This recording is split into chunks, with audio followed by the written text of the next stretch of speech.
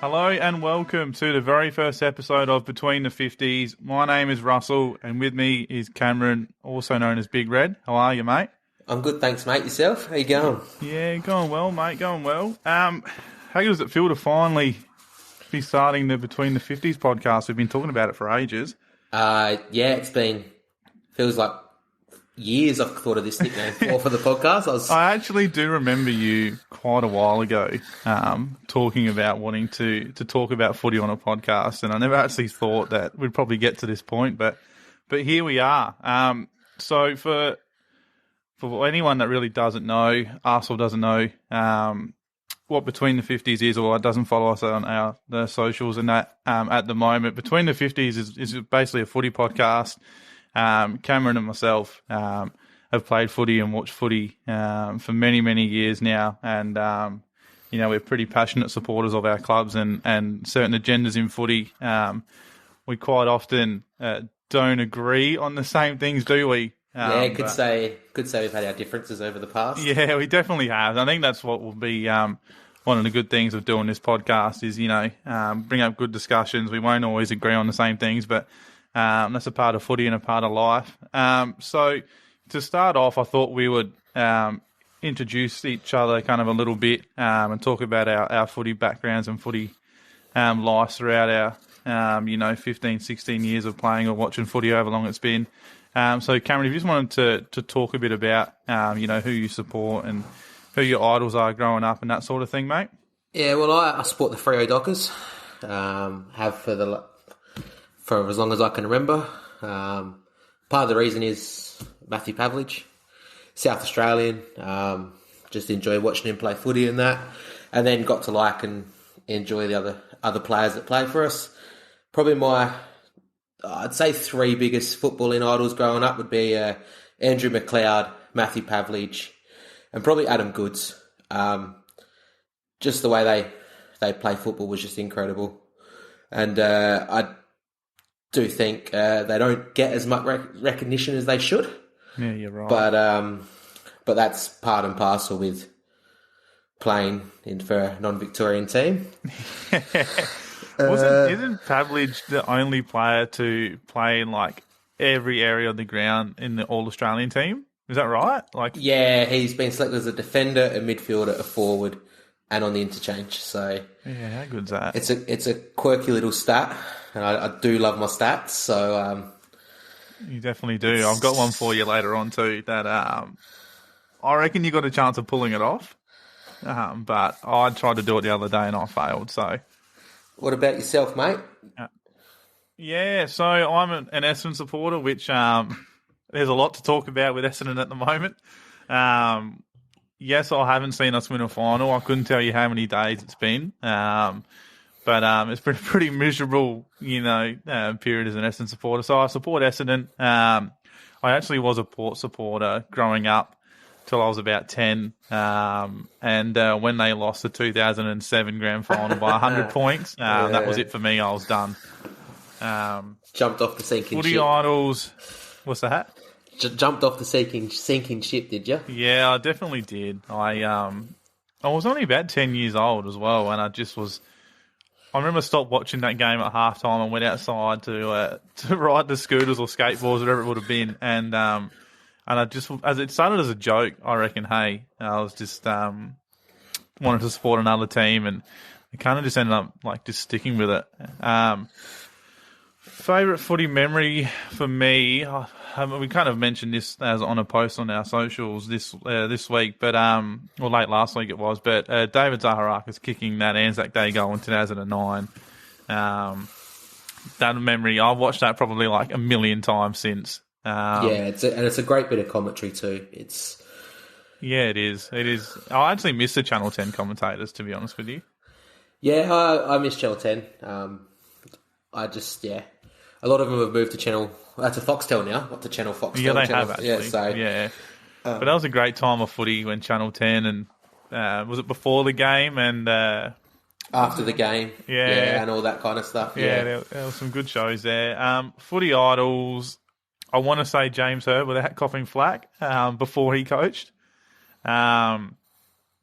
Matty Lloyd. I mean, my favourite player, or the best I've seen play, is Gary Ablett Jr. I just thought he was all class and what he could do in a game of footy and turn it on its head and just basically control the game off his own boot in a sense. But yeah, that's kind of where my kind of footy and not knowledge as such, but footy career is at. I do play footy myself. I haven't been able to play this year because COVID's a bit of a bugger, but we'll definitely be out at Gazer Footy Club hopefully next year. But while we're here, Cameron, you talk about your knowledge of the game and that you think you know a fair bit about especially the history of the game.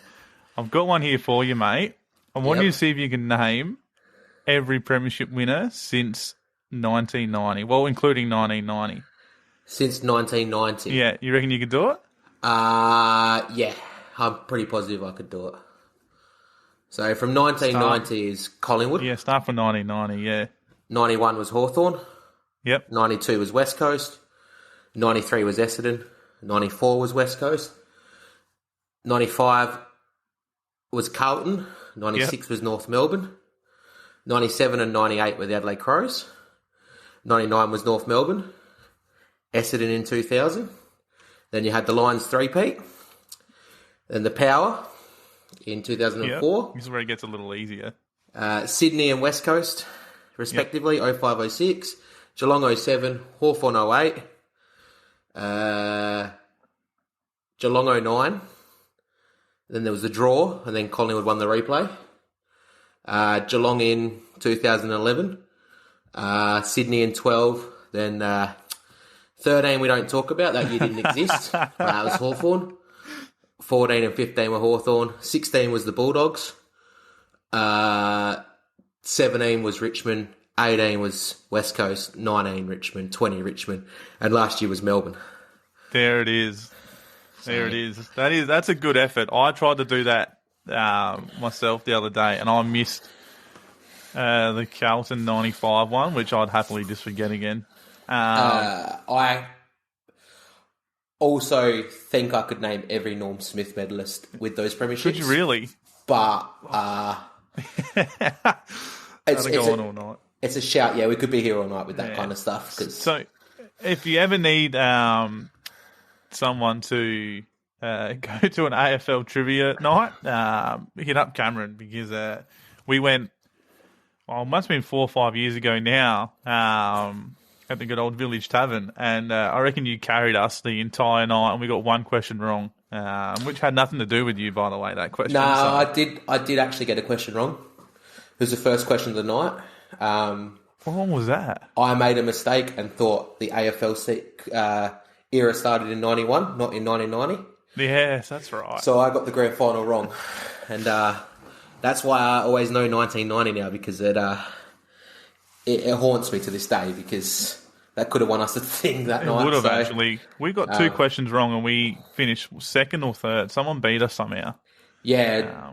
I never saw that dinner voucher either, to be honest with you.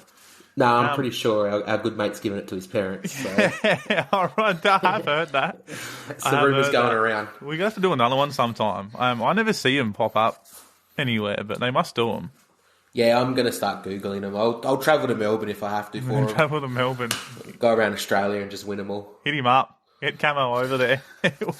He'll win you a dinner voucher. Yeah. All right, on to the footy season this year. What a season it's been, mate. Like, round 23, there's still so many spots up for grabs in that 8. Top 4 hasn't been settled yet. Like, what's your thoughts on it this year? It's been a crazy year of footy. It's obviously, supporting wise, it's been one of my most favourites because it's been really exciting watching Freo do what they've done this year. And I not going to lie, when we took down Melbourne at the MCG, I was walking around the house pretty excited, had my chest pumped out. We've sort of tapered off a bit, but I think Geelong are going to win it. They're the out and out favourites, but the whole top 8 on their given day, they're a good team. You don't make top 8 just by being a spot filler. in the league. So unless you're Essendon, to be honest. But that's anyway.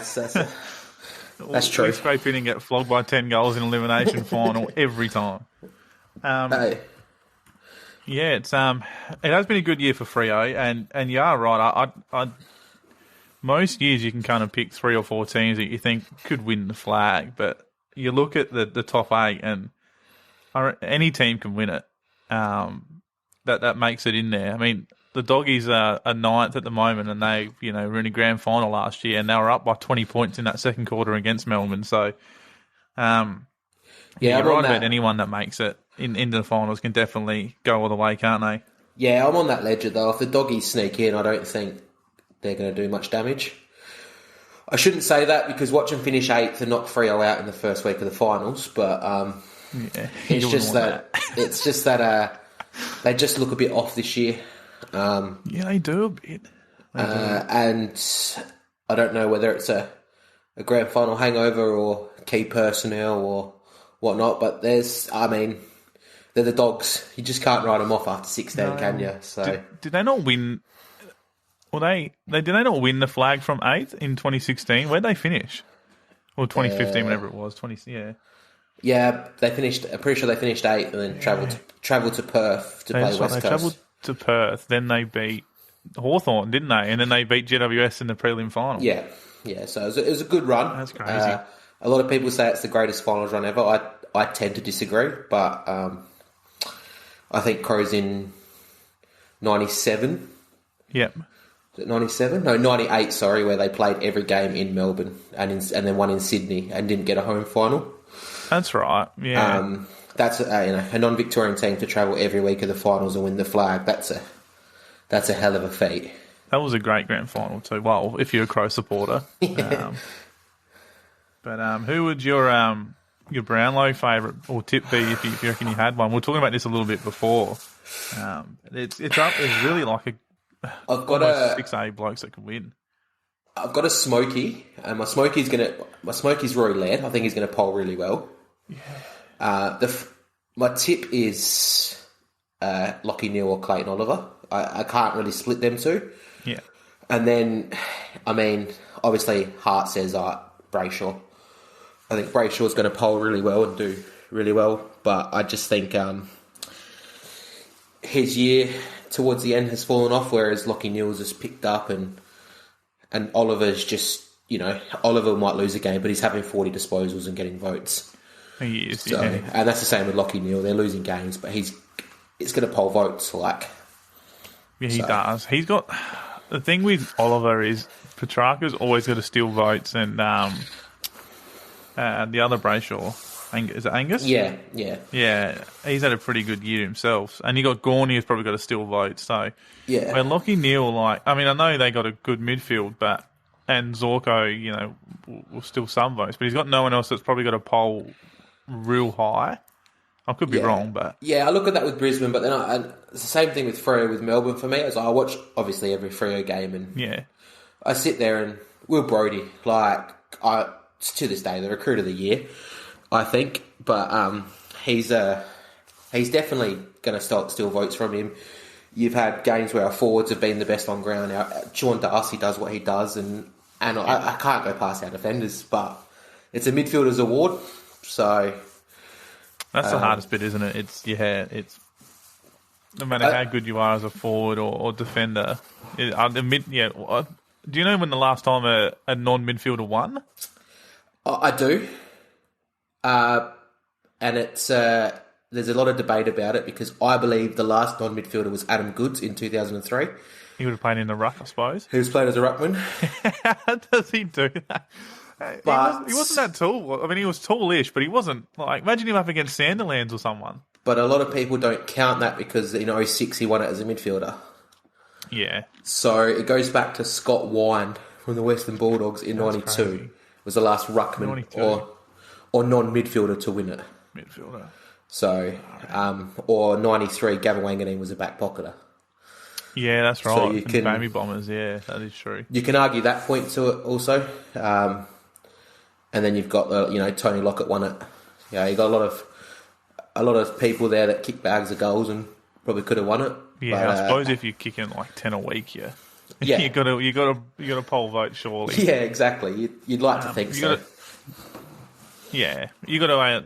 It's a pretty obvious one. You got a surprise packet for this year For the team, yeah, team wise, yeah, I'm going to go with Collingwood. yeah. I mean, agree with you. I can sit here and say Freo and Carlton and whatnot, but I just think everyone wrote Collingwood off at the start of the year, where everybody else was talking up Freo and Carlton improving. And if you look at it over a 5-year thing, I don't think Collingwood actually have been bad. They just had a bad year, and they fell last year. They had a bad year. You go through it, change a coach. I think Craig McRae's a jet of a coach. I think he's the one that could take him to the next step. But also, I do worry: is it a flash in the pan this year for Collingwood?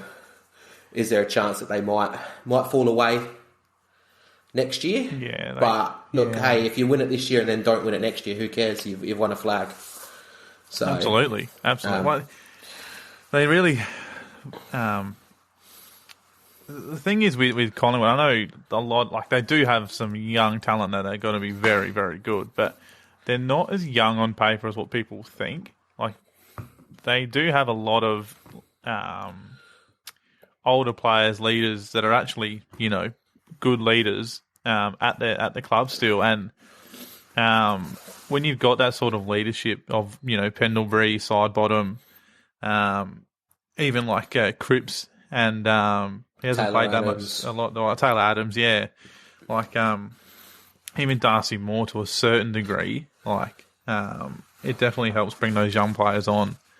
A lot more quicker than it probably would most other places. But I'd also, it's been probably building for a couple of years, but even your team, mate, Freo, like their year, they're really not, they need probably results to go their way. They need Collingwood to lose and Brisbane to lose to make top 4, don't they? And they need to win, so. No, we just need Brisbane or Melbourne to lose. And we finish 5th, and then we need Collingwood to lose to finish 4th. 4th, yeah. So, look, for one of my mates, I don't want Carlton to make it because it's just good banter. Corey, you know who you are? I think we're going to finish 5th and we're going to get a home final. Yeah. And I think we're going to be playing Carlton in the first week of the finals. That's Carlton first week. Yeah, I'm not looking forward to that. I'm not ready for it. I don't know. Yeah, it's got to be a big round 23, man. Like that Sunday with the Doggies versus Hawthorn at like 12:30 on Sunday, and then going into Collingwood Carlton. Like I hope for like the drama of the day that the Doggies win like comfortably, and then it just sets up that like Sunday Arvo at the G, like full house. It's got to be a great game to watch. I mean, we saw it last year with Brisbane and Bulldogs. Port beat the Bulldogs, which knocked them to 4th, and Brisbane had to win by a certain percentage to sneak into the top 4. Right. Yeah. So we've had it before. Was that against West Coast? I reckon it was. Also, the other game went ballistic in the last quarter. The other one for me to watch is who gets the number 1 pick, because North Melbourne have got Gold Coast at Marvel, and Geelong play the Eagles down at GMHBA. And Eagles don't have a good track record there, so I think the Eagles might actually win the wooden spoon this year. And they could. I didn't even, they could get smashed by enough to lose the percentage to finish. That's crazy that they could win the wooden spoon. Yeah.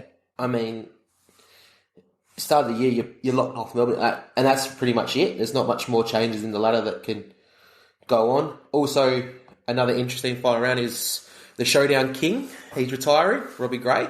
Yes, Robbie Gray. What a career he's had.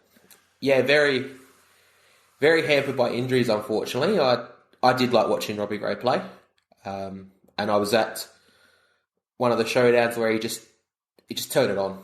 He might have had. It felt like you only saw him 5 times for the whole game. He ran off the bench 5 times. That's what it felt like, and it was 5 of the most influential touches you've ever seen. That wasn't the one where he kicked like 5 in that one quarter. All I remember is the one where Josh Jenkins hit the post. Oh, that one. Yeah, Yeah, so were you at the game there? yeah, I had I thought got some tickets for me, so I went and watched. So I remember being with a bunch of the boys at one of the lads' house, and it kicked off afterwards. I remember. yeah, it actually we all went into town for my dinner for my birthday. So Afterwards, was that night? yeah, it was my Yeah, birthday. that's right. I remember watching it. So I mean, good I for do me. remember that. Josh Jenkins kicked the goal winner on my birthday. Appreciate that, Yeah. Joshy. But other than that, great. it was the one of post, those you things reckon? of ah. I thought it did, but that's a bias, like probably like 10 to I 12 think- Great Norlands down, like kind of judgment. But I think it did. I think it did, but I think it was that rule of it's not good enough. It's not conclusive enough to turn over. yeah, So you just play what the umpire's called, and he called a goal. And yeah. There has been some close showdowns over the year, though. Like especially the last, like since being the Adelaide Oval, really. I mean, even the last one at the at Amy Yeah. Stadium, that was the where Montford's Wingard bounce, kicked wasn't it? 6. Yeah, Wingard. Yeah, he tore it up that day. Yeah, he definitely did. He probably hasn't been to those quite the same height since, has he? But I think Port are going to be. They're going to do it. They're going to try to do it for Robbie, and they're going to be seeking some revenge after the last showdown this year where they lost after siren. yeah, that was actually a good game of footy to watch. I think Port lost it themselves in the end, though. That I can't remember who gave away the free kick with like force. He took his head off. Oh yeah, it was Mays, the Mays. yeah, Sam Mays was a high Yeah. tackle. Yeah, but yeah, they kicked themselves in the foot kicking for goal late in the game, and that's football. You don't kick straight, you don't win games. I feel like that's one of Port's biggest issues is they don't take their chances. I feel like they've been that way for ages, but as someone who watches like Port still pretty closely, I find they're in the games most weeks, but they'll have like not necessarily 5-6 shots on goal, but they'll be within scoring chance, and they will stuff it up every time, and they obviously have a pretty hard draw this year, finishing top 4 minor premiers last year, whatever it was. And you did it against good teams, or against most teams, in fact. And if you miss 5 or 6 chances and then they kick 2 in like 2 minutes, like the game's just turned on its head. And that's happened in so many games this year where they just don't take their chances and then they kind of shot in the foot from there. Yeah, or they let a team get too far ahead. Yeah. And then they're spending their energy working the game back. I was not writing Port off in the first 5 rounds where a lot of people were, because I looked at their losses, and they lost after siren to the Crows. They lost to Carlton by 5 points. They lost to Brisbane, who everyone's talking as a premiership threat, in Brisbane with some injuries. So it was one of those things of they turn it around and then they won 4 in a row and everyone's going, see, maybe Port can sneak in, and then they've just had a couple of results not go their way. Like they probably should have beaten Geelong. Yeah, see that's Probably what I should mean. That third probably quarter, should have you beaten watch that third Fremantle. quarter and like you'd be like, this team, it's like going well. Yeah. And then the 2 quarters before the second quarter actually, and in the last quarter they just faded away late. And it's that thing of if you flip the close losses to wins, how many more wins they get. And it's the same thing with Collingwood. Was it they won 9 by under a goal or something? You flip them into losses, and they're battling to not finish top bottom 4. Yeah, you're right. So that's all it is. Like, and you can look at it with every team. Like the same with the Bulldogs. They've had a couple of close losses, and they lost to the Crows by a point. They win that game. They're right now. They're sitting 8th. A good old cold and depressing Ballarat. Yeah. If well, talking about like surprise packets, who would be? I reckon I know your answer, but who could be your most disappointing team this year? Then, Ooh, that's a tough one. There's a lot there. There's a lot that can go into this. well, I'll go first. I'm going to go my Mighty Bombers. Yeah. I know you and well, many others thought that we would go backwards this year.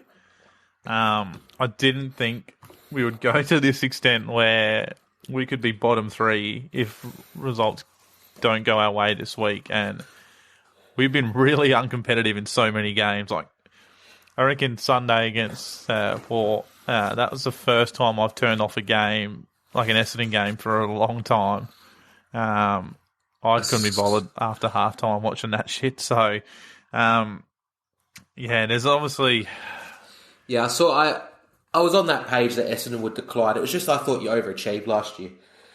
I thought you strung wins together against... I know you can only beat your opposition, but I feel like that they strung wins together against the smaller, lesser teams, and then when they played the bigger teams, they were right on this wave of momentum. And then they hit that finals, and they were dismantled by the doggies. Yeah. I saw a stat today about it, and it's what makes me look at the Essendon thing as a whole. Is your leading tackler this year is Dylan Shield with 83. I know, and he literally got bagged like round 7 or 8 against Sydney because he wasn't tackling. But the reason I bring it up is because the next worst I seen was 99, and that was by, I think it was North Melbourne. I think it was North Melbourne's player. Yeah. And this is that thing of people say, second to the ball, Essendon are. You're second to the ball, you still got to lay tackles. Yeah, you do. And an incorrect tackle still counts as a tackle. So even if you're giving away free kicks, it's just not. It just feels like you just aren't wanting the footy. That's how it feels. No. Like, players picking up. And I was the same. I sat there and I tipped Essendon last week. I thought, let's see what they do against Port. This is a bit of a test. They've copped a bit of slack, and they were. Yeah, it was very uncompetitive. It was bad, man. It was like watching West Coast at the start of the year. Yeah, it really was. And the thing is, it's not like it was against like a team like that had anything. Like both teams are probably looking forward to their end of year footy trip. One team, in my opinion, played for their coach. The other team just didn't. Like they just. I think it's got more to do with the club as a whole than like Rutten. I'm still on the fence what I want to happen this week, or if anything happens this week. I want Rutten to succeed with us, but I don't know, man. As I said to you the other day, I feel like we have been too nice for too long to players or as a club. Since the whole drug saga, and I think you're too nice in don't want to be in the media spotlight again. Probably. You got dragged through the mud with the drug saga, and it probably put you back. It's probably put you back 10 years, and that's where you look at it, and you look at all the times Essendon have made finals. In 2016, they finished bottom, and people sit there and say, "Oh, that's rock bottom." But it's not for a team that's getting all those players back. Yeah, you're right, exactly. So if Essendon go next year without those players, it's rock bottom because then you got to rebuild. Freo finished 1 win ahead of Essendon that year, and that's rock bottom. For us to finish second or third that year to Essendon, who were out and out one of the worst teams put on a footy field that year. Ryan Crowley playing every week for us, mate. I love Ryan Crowley. So, but just due to what you put out because you had to, you didn't have any other choices. The thing is, though, is most weeks of that year I remember we lost majority of games, but they actually had a crack every week. Like I remember there was like even a game against. There might have been a couple of games in succession, like St Kilda and GWS, where we lost both of them that year. We ended up losing them by like 5 goals, but with 7-8 minutes left, like we're in the game and we're a chance of winning that. And the boys, like the young kids or the top-up players were like having a real go, where so many times since then, I wouldn't even say it's our young, even this year, it's not our younger players that I don't think are not having a crack. Like it's our midfielders, it's our leaders, like Essendon leaders. Like they don't, like I like Heppel, but when the going gets tough, I don't see him stand up, man. I just don't. And I think we need someone that's gonna stand up. But I don't know if there's anyone at the club that will yet. Like maybe someone like Ben Hobbs in years to come, but. There's no one there to do that, man. Yeah, you need a bit of mongrel about yourself. And a lot of people I know don't like mongrel or that kind of stuff in footy, but I look at Caleb Sarong on Saturday night. He gave away a 150-metre penalty. Yeah. Idiot. Silly mistake. But he gave it away because he was fighting back. He wasn't letting anyone walk all over him. And yeah, they talk about the Parker incident where he did the 6 shrugs to Dylan Shield and that for being scared to go for the footy and whatnot. And that next player, as I've heard people say, you just need to line him up within the rules, but just you absolutely show him. This is my team and I'm playing for this badge.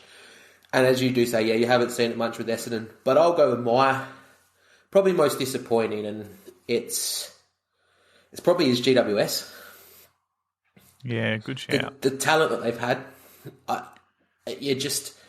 you never write them off. And I think they were unlucky at the start of the year with, they had no Toby Green and they've lost a lot of talent coming in and out. And it's going to be the same again this year. They're probably going to lose 2 or 3 of their superstars. They've got salary cap issues, don't they? Are they? Yeah. Are they just going to keep falling down or are they going to get better? You can sit here and say disappointing North Melbourne and West Coast. I think West Coast have been disappointing as of late, but at the start of the year, it's hard to put them in that category with what they went through. And North Melbourne, you kind of feel for them a little bit. You do. It's a bit hard watching them. They just can't seem to land it. That's why I kind of want them to get Clarkson. I think if they can land the coach, they'll land the players. Yeah, North Melbourne are a hard one. Like I do feel for them for sure, but Essendon needs all the wins they can get. So if they miss out on Clarkson, I don't know. Like, are they? I mean, one day I'm sure they will come good, but they don't look like it at the moment, do they? Nah, they're a ravel, and if they lose, pick a number 1 pickup like Horn Francis, and he could potentially leave within the next 12 months. Like, it stings. I don't like being that guy, but it also goes to character of the number 1 draft pick. And I think they've been unlucky in a way, North Melbourne, and you could also say the Crows of 2020 is the last 3 draft picks have been father sons. They're always they're going to be up there. Yeah. So the Crows could have Ugle-Hagan right now, and I think Ugle-Hagan's a superstar. They lost him. They're not a father son, but they lost him. It's an academy player. How does that work? Do you know? I don't know the ins and outs really. I know we used it for Liam Henry. I want to say 2019. He was a Freo Academy player, and I think we've got a couple more coming through this year. I like the Academy. I think if you put... It's a bit like the Premier League. If you put your beliefs into someone young and they turn out to be a superstar, you should have rights to them. Like, look at Isaac Heaney for Sydney. Was Mills part of their academy too? Yeah, Taylor Walker was technically part of the Crows Academy, and he's delivered to the club. So there's all those kind of things, and I think academy needs to happen, and you're seeing some of it with some of the Port Adelaide players. I think there's a couple of academy players there that look really good. James Borley is another one I think is part of the Adelaide Crows Academy, who's... Borley. I recognise the last name. Who's probably going to get a game soon, hopefully. He looks... I've watched a bit of him in the sample. I think he looks all right. But yeah, I think academy players need to... I think you need academies because it's... Yeah, do they need to go into the draft then? I mean, I guess it doesn't really matter, does it? So, it's like, I mean, even though pick 1 this year is Ashcroft, like, he's not really pick 1 because the rest of them won't even bother looking at him, will they? No, he is pick 1. What's that? He is pick 1 because if you don't use the pick, Brisbane can use less picks to get him. So you just have to pick him as pick 1. It's all about points. So you're hampering the points. That's true. And in my eyes, you reward the best player, and that's why Jamara Ugle-Hagan went pick 1, because people are saying, give the profile to Riley Tilthorpe, and Riley Tilthorpe's going to be outstanding, and I think he's going to be He's going to lead the Crows front line Seen him at Gazzy Footy Club last year. with Darcy Fogarty for a while. I think they got a good future in their forward line. But like this year, I still think North Melbourne took the best player that had played the year prior. He played league footy too, hadn't he? So. And he tore it up for South Adelaide. Yeah. He was best on in a preliminary final that they lost, true. But he was best on. He had 33 and kicked 3. His attitude the last few months hasn't been great though, has it? What do you think about the whole not getting in the ice bath thing? That's the rumour going around. And that's what they've come out and said. And I guess if it's a team thing and it's what the leaders do, you follow. Yeah. I can understand he doesn't want to lose, and I can understand all that kind of culture, but you've got to, at some point, realise, all right, this is my job. And it's hard. I know that you don't want to think of something you enjoy doing as your job, but I still think he signs on with North Melbourne.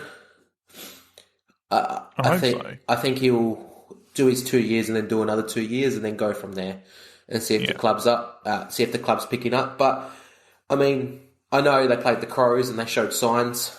They showed some signs on the weekend, and I thought they were the better team for most of the day. The Crows just flexed their muscles when it mattered, and it just showed. Yeah, the last 10 minutes, wasn't it really? 15 minutes. And the same with that. They beat Richmond, North Melbourne this year. They were so good against Richmond in that game, and then... Yeah, no, was it the week... Must have been the week prior. They almost beat Collingwood at the G. Yeah, so they've put in some very good efforts, and a young list, young team, no real sense of direction, and I think there's some really good coaches out there, or established coaches, which they got to go after. I don't think North Melbourne can go with an untried coach. Nah. I think they need to throw the bank at Clarkson, and if he says no, I think they poach Ken Hinkley. Yeah, so, I mean... I think Ken Hinkley... Clarkson, who are we to know, I suppose, but what the so-called journalists are saying is that they'll want a tried coach. So you've got Ken Hinkley, Leon Cameron, and the other one is Adam Simpson. Is that his name? From the West Coast coach. There is one big name that you're leaving off the list that I think they would be silly not to speak to, and it's Ross Lyon. Yeah, Ross Lyon, of course. Yeah, I think Ross Lyon would. I think he'd have no bullshit with Horn Francis and all the players. He would whip them into gear. And the thing with Ross Lyon is he plays a boring brand of footy, but he wins. Yeah, he does. He wins games, and he might not be the man to take you to the promised land. But all you got to do is look at Melbourne and go, all right, Paul Roos got us to a spot, and then Simon Goodwin took the reins. Yeah. And that's what North Melbourne, I think, need to do. They need to put Ross Lyon or Alistair Clarkson in that position, if it is those guys, and have a successor. Have someone who they think is like an Adam Uze or the next best thing that's an untried coach. So they're not exposed, because you get exposed by North Melbourne and you look at the likes of what Carlton did. Brendan Bolton, David Teague, those likes, they were just slammed into this thing that they're untried coaches. Yeah. You know what? I was listening to a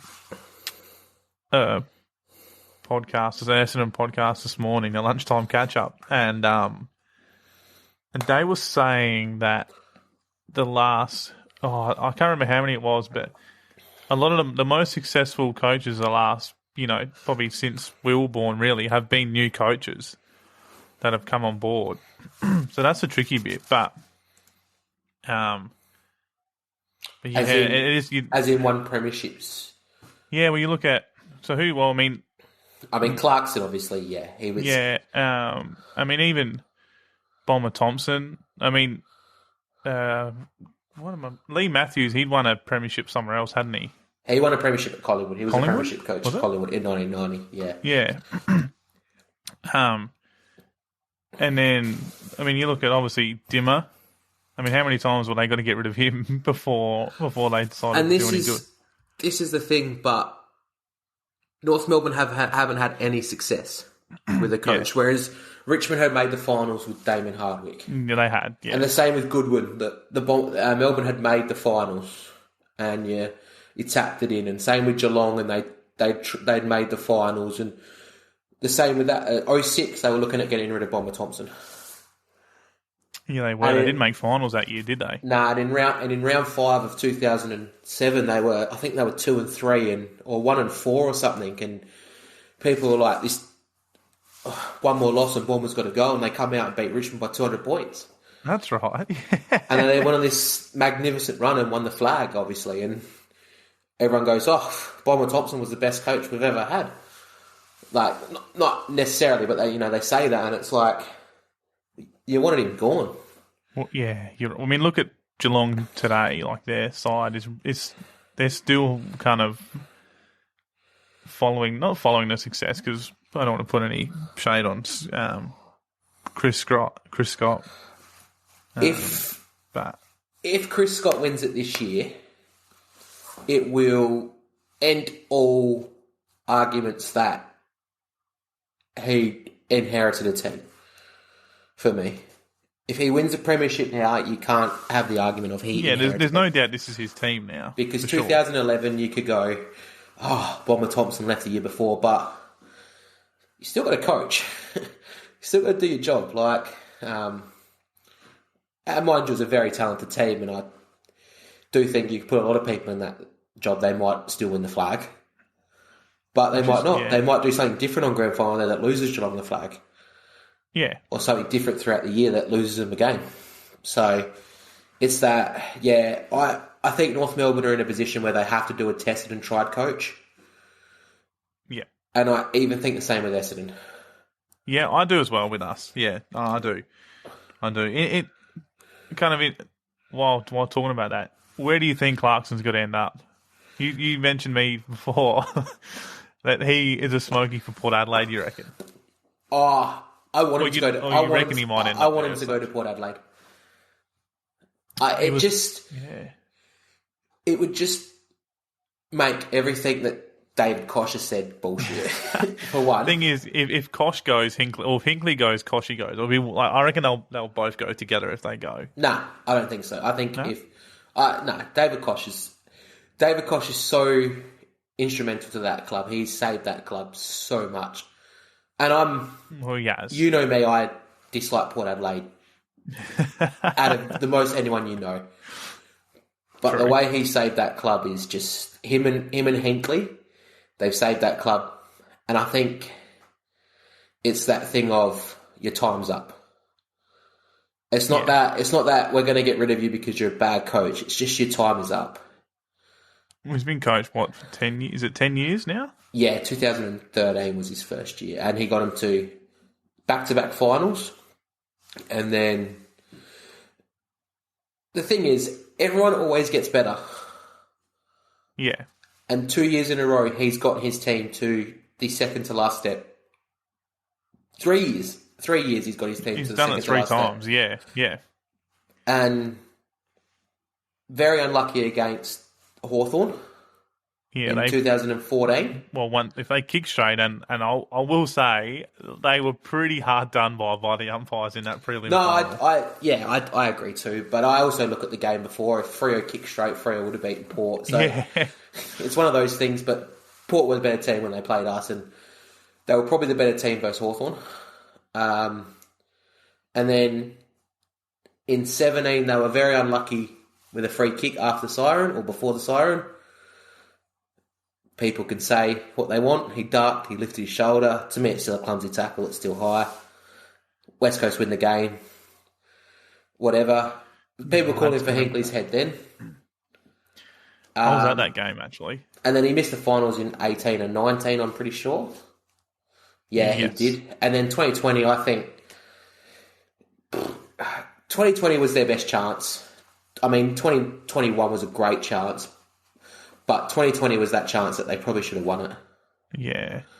And they really were beating that Richmond game. They were kind of almost up-ish. They only lost by a second half, but Richmond got the last goal with that deliberate out of bounds, didn't they? And then last Yes. year's prelim against the Doggies was just a shambles. Yeah, I think it's the way they lost is why it was such a disappointment.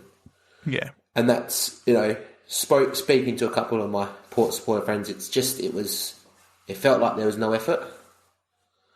And you get that, I get that. I've watched Freo play with no effort. It's not fun. No. It's not fun watching your team go out there and just do nothing. So, but I think Clarkson goes to Port Adelaide in the end. Topic. That's what it is. I think it's going to be a surprise. And well, he's here.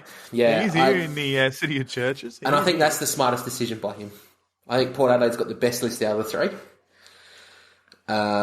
And then it's hard to know because media come up with so much baloney. But they were saying yesterday that he doesn't want to leave Melbourne. Yeah, but money talks. It does. Money talks. The AFL. Well, that's why I actually originally thought he would end up at North Melbourne because the money. The AFL will put some secret money, behind the scenes to get him there. No, AFL's not allowed to do that. They're not. I know they say. I know. I know. Yeah, but with the soft cap and stuff, I just think. Yeah. I think Port Adelaide's the right fit for him. Yeah. He's a coach that wants to play and win. So. Yeah. I think Port Adelaide can be the team he takes, and I don't think he wants to go through another rebuild. He did it with Hawthorn. Yeah, he did. You're right. I mean, for my team, I actually hope he ends up at the Bombers. Like, I say that, but then 5 minutes later, I'll be unsure about it. But as we said earlier, I just think Essendon need to get some grunt and some kind of bit of bastard about them, and he'll bring that, and he won't accept performances like Sunday. So no, he won't. But anyway, let's talk about. We spoke about it for a little bit. Let's talk about Freo for a little bit, mate. Can they go all the way this year? Is the big question. Flag medal's a thing. Flag medal? Yeah, the lid's off. The lid is off. I think if you can somehow squeeze a top 4 spot somehow. I think if we squeeze the top 4 spot, it hurts us. I think we need the home final and we need a wave of momentum. But I also put it down to how we play this week. And if we come out and we're stagnant and we look off the ball this week, then I really don't think we're going to do much. But if we come out with a bit of grunt like we did against the Bulldogs and do that, give us 4th spot. We'll play Geelong in Geelong. Won there already this year, so... you did. Yeah. You've had some good wins there. Look, I think... Look, heart says yes, head says... head says pack it up, mate. Let's just focus on next year. So home final, but it's definitely you guys have been building for a good 2 or 3 years now. Even not how long's he been coach for? He started in 2020, so yeah. Yeah, but I reckon even was it the year maybe that Ross Lyon left? You guys weren't that bad, were you? Like you've had a pretty young list coming through for a while now. It's one of those things of the reality looks better than it actually is. Yeah.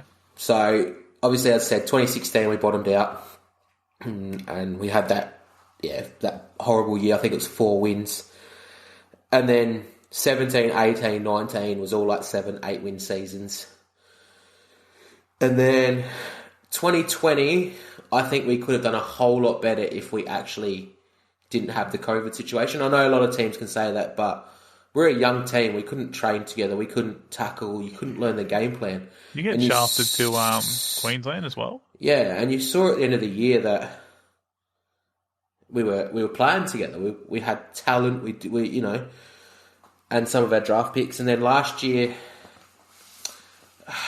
was one of those years. I was glad you lost a lot of close ones, didn't you? Yeah, I was glad we didn't make the finals. So I thought we were going to do the thing of sneaking in. Yeah. And I was glad we didn't, because I think if you make the finals on sneaking in, everyone thinks you're going to improve. And it's the same when you look at Essendon. Yeah. And so this year, as all my friends and my family will say, I've been saying we're going to win the flag from the pre-season game. But yeah, it's just been good to, when the boys' back's against the wall, we bounce back. Yeah. And I haven't seen Freo do that since since early Ross years, like 2013, 2014, and all that kind of stuff. So it's quite nice to head into September and not know what's going on, because normally I'm already planning what I'm going to be drinking to get myself drunk at the grand final day. So this year it could be over in Melbourne, hopefully. Well, so. Yeah. I think, it'd be good to see us win a final. I mean, you should at least have a home final, surely, if you win this week. No, you will have a home final, won't you? Yeah, we've got a home final no matter what. So it's just a matter of who we play. You don't want to verse Richmond in a home final, though, do you? Give us Richmond. But I reckon one of the best games I've seen this year was that win you guys had against Melbourne at the G. Like that win and that second half, like, it's a pretty like offish first half by you guys, but that second half was one of the most like exciting like patches of footy I've seen all year. I woke up that morning and I messaged one of my Freo mates and I said, I'm very confident today. I think we're going to roll them. I would have laughed at you, to be honest. He told me to put the cue in the rack. Yeah.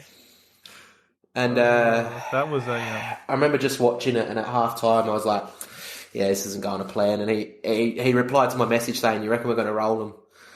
And then that third quarter, just everything clicked.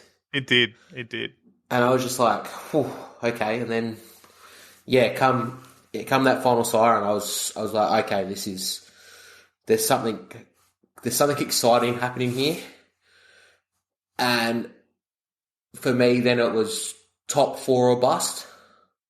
As in, if we didn't finish top 4, it felt like a failed season from where we were.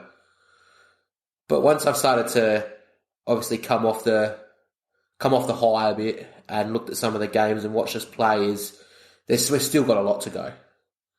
It still feels so far off, and that's coming from, I watch it every game. Yeah. And that's, I still think we need 2 good key forwards. I mean, I love Taberner and I love the Lobster, but I think they're not in our future plans. So no, I think Lob's gone. And Taberner. Well, Lob wants to leave, doesn't he? Lob wanted to leave last year, and he's, to be fair, he's played with his heart most of the games this year. He's had a couple where he hasn't, but he's definitely played. Yeah. Aren't you guys got to get, or hopefully get the Jackson from Melbourne? Yeah. Luke Jackson's that his name? Yeah. Yeah, that's a big get. I'm on the fence with it. It's got a... Is he contracted? Do you have to get much for him? No, he's uncontracted, but we'll have to still pay overs for him. Because he will sign if we don't offer him the money. So it's one of those things that we're going to have to trade for him. Yeah. He won't be able to let him walk to the draft. But, yeah, it's one of those things of... Could be a great coup for the club, but also I'm a little bit worried of it's got Jesse Hogan vibes, whereas it could all just go big money, trade for this bloke who's so talented. And I rate he Jesse is Hogan. Talented. And same with Cam McCarthy. We do this stuff, we get these players. I don't want to play football. And it falls away. Yeah.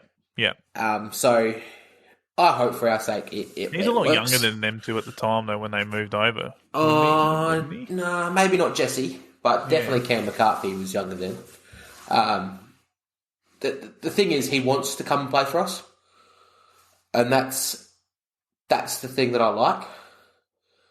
He's obviously he's a Perth boy, isn't he? Yeah, or WA boy. So there's a lot of. I think he wants to come and play for free. I think he can see there's something happening there. I just don't know how it's going to structurally work at the moment in the team. Yeah, that's all. Yeah, because you got Sean Darcy's almost. Well, was he all Australian last? No, he was the one your best and fairest last year, didn't he? Yeah, I think he's all Australian this year. Yeah, he's been bloody good. It's funny. He won the medal last week too. I said to the in-laws. I think it was midway through last year. I said Sean Darcy will be all Australian ruckman in the next 5 years. Everyone laughed at me. It's come from nowhere. I don't watch a lot of Freo games, so it surprised me. I don't even know who he was really till last year, to be honest with you. Yeah, it's that thing of, for the wider AFL community, it's come from nowhere, but in-house, he's just developed so well, and he's learned from Sandlands. He's a massive bloke. Like you wouldn't want to run into him. No, that's why they call him Shrek. That's why. Shrek. Yeah, he's a big lad. He's a big big Gumby lad, and we love him. We love him at the club. Yeah, absolutely. No, it's gonna be an interesting final series for you guys. Hopefully, you guys can, as I said, at least get the finals been on the board and launch into next year. A couple of other bits of news before we finish up this week. What's your opinion on the Ginnivan saga of the Swans fans booing him on Sunday? Did you see that? When he was on the bench injured. Yeah. I think they've been talking about it all week. I mean, I think it's disgusting. I'm sorry he's on the bench injured, but there's also these people that come out in the media that say it's disgusting, but also they never defended Adam Goodes when it was happening to him. So if they're booing him because he's a flog, the same reason they were booing Adam Goodes, why are we defending Ginnivan in it? Yeah, you're right. Yeah, and I think Ginnivan gets a raw end of the deal. There's a lot of things. I know people say he ducks, and I do know that, but, pay the free kick. Doesn't matter if he ducks. It's still a high tackle. Like, the Redmond one for me was the perfect one. Redmond still got him in a headlock and pile drived him into the ground.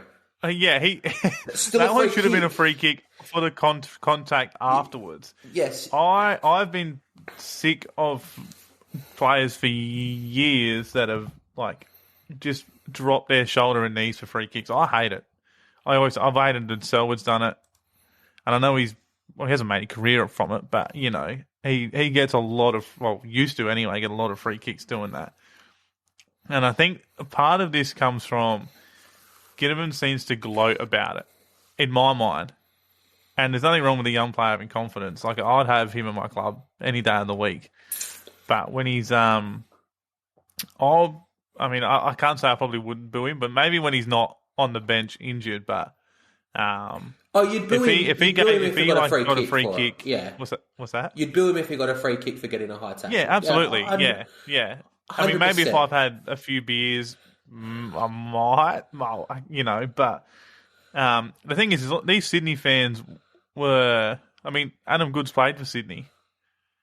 You know what I mean? They should know better in that regard, but. Yeah, it's that thing of booing is a part of the sport, and you're not going to get rid of it. There's a time and place for it. Yeah. And booing Ginnivan when he gets a free kick and going for goal is fine. Yep. Booing Ginnivan when he's sitting on the bench with a hamstring strain or whatever he's got, injured, is not fine.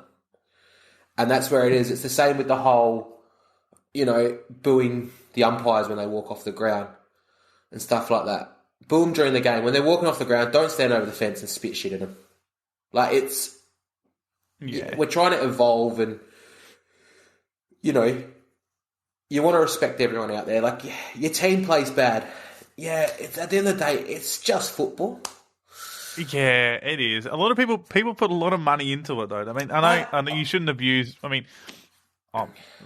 In terms of to their face, like over the fence, like. Yeah, I understand that people put a lot of money in, but also, I sit at home and go, these players are useless.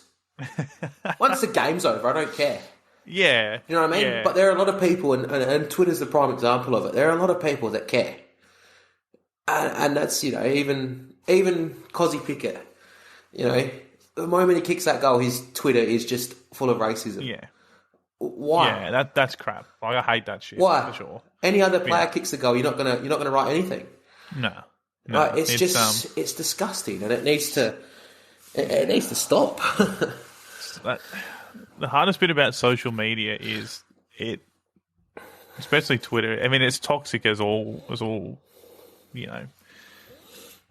hell, really. But there's no face behind a tweet or whatever it is, and that's the worst bit about it is you shouldn't have to put up with that crap, to be honest. Yeah. But unfortunately, I can't see it ever stopping as much as I want it to. You need to be able to some idiot out there that just. You need to verify your account. Yeah. You should be able to make a social media account, and you should only be able to sign up if you can sign up with your license or something like that. License, yeah. Yeah. Something that can just prove that it's you, because I could go on there tonight and make 100 fake accounts and just start abusing a player. And it's it's so easy to do, and it's so wrong. And then you get those people that claim, "Oh, he's taking time off because of mental health." Well, you're sitting behind a screen abusing him. Yeah, Like, you see him in the street. You're not gonna be racist to him in the street. No. So And I find that journalists pick and choose when they actually care. Like, if it's a story, they will go after that person. Like, if you look at Ben Rutten, for example, someone tweeted on Monday that he was sacked and Carousella was coaching this week. And it obviously wasn't true, but he has no ramifications of saying what he said. Yeah, no, I agree with that. But I also think with the Essendon saga now, I don't think they can go back to Ben. I think you can't sit there and say to him, "You're going to keep the job if we don't get Clarkson." Yeah, but have they said that? No one knows. They've made it pretty clear they're going after Clarkson. To me, that's a... Have they? Yeah. No, not one Essendon person has come out and said that they are after Clarkson or they've spoken to Clarkson. Only the media has said it. Didn't That's the funny Clarkson's thing. manager say that he's been contacted by Essendon? Yeah, but that's his manager. Yeah, but... His manager could be doing it to try and get more money from North. Like, how do you... Yeah, I get that, but I think for Ben, in a way, I think his time at Essendon is done. Yeah. And I think... We'll see. He's going to coach this week by the sounds of it, so... Yeah, and good on him. And I like Ben Rutten. I think he's a good coach. I think he's got a lot of potential there. And Would you rock up to work if you heard all those rumours? It's a pretty good effort by him. If everyone was telling me at work that I was getting sacked, and I heard through everybody else, I'd be going to work and saying, "What are the rumours and what's going on?" Yeah, and getting clarification. So maybe he has got the clarification. It's a tough spot for him. Maybe he has got the clarification that we haven't contacted us, the Clarkson. But Essendon need to come out and actually say they haven't contacted us, the Clarkson. If they... they've said nothing. That's right. That's the tricky bit, yeah. That's where I feel for Ben Rutten in the situation. Yeah, you do. You do. All right, we're almost out of time. That hour went real quick. That flew by. Just before we finish up, Brisbane or Melbourne this week, who wins? Quick honourable mention. We forgot to mention it. Shane Edwards, also retiring this year. Yes. One of the most underrated footballers ever to play the game. Yes. A midfield ruck. 300-game player. And I know it gets also publicised more, but 300-game Indigenous player. I was going to say he's top 4 or 5 Indigenous games played, isn't he? Yeah, so very all-Australian, 3-time premiership player. Just before we let that one slip, we've got a big thing about... Yeah, I'd put him in the category of one of the most underrated footballers of my time watching, because he doesn't get enough recognition. No, he doesn't. From the outer community, whereas I see a lot of Richmond supporters talk and they love him. They think he's incredible. So he's the ultimate team man or team player, isn't he? Yeah. Is he even in there? Is he in their best 22 at the moment, or has he not been playing? No, he's been playing, has he? No, he's in their best 22. Yeah, he's been playing. Yeah. Yeah, he what a career. Got injured at last year, but he's been playing this year. Yeah. Anyway, sorry to interrupt, but yeah, go on. I was just going to say, well, your thoughts on a couple of the games this weekend. So you got Brisbane, Melbourne. Who wins that? I think it's going to be Brisbane at the Gabba. I think they'll win it.